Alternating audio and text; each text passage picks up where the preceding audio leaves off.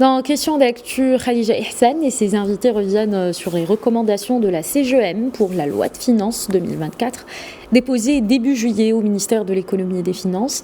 Ces propositions s'articulent principalement autour de la réforme de la taxe sur la valeur ajoutée, la TVA, et celle de la fiscalité locale. Une émission à suivre à partir de 21h aujourd'hui.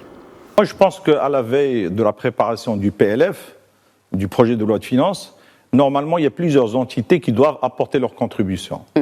Je parle bien sûr de la CGM qui le fait régulièrement, bravo, parce qu'il a une équipe, je dirais, de cadres salariés qui sont là et qui travaillent pour ça.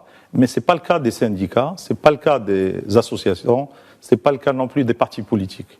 Et c'est ce qui fait que le gouvernement se retrouve très souvent avec sa version à lui-même en tant que gouvernement et souvent une version qui est souvent bien faite aussi et qui est proposée par la CGM. Moi, j'aurais aimé voir aussi les autres entités aussi contribuer et apporter une valeur ajoutée à ce travail de proposition et de confection de la loi de finances. Ça, c'est le premier volet. Deuxième volet, ces mesures fiscales qui sont en perspective. C'est vrai qu'il y a la TVA. Bien sûr, il y a un objectif d'aller vers plus de neutralité de la TVA, réduction de taux. Peut-être qu'on va arriver à 3 taux, 0, 10 et 20. Tant mieux si on y arrive. Mais l'autre volet qui est important et qui est attendu. Si on arrive. Après, on vient à ce volet important.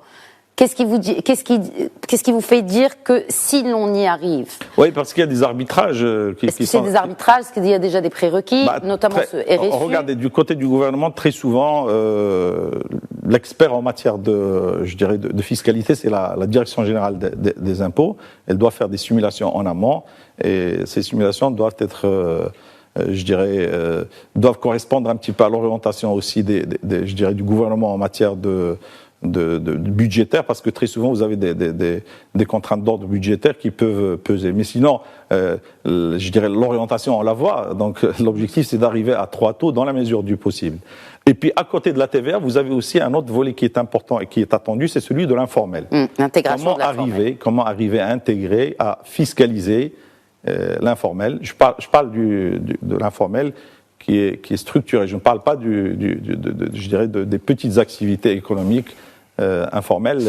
C'est là, il faut les laisser parce que toutes les études économiques démontrent que quand on lutte contre ces petites activités informelles, ça peut être même contre-productif.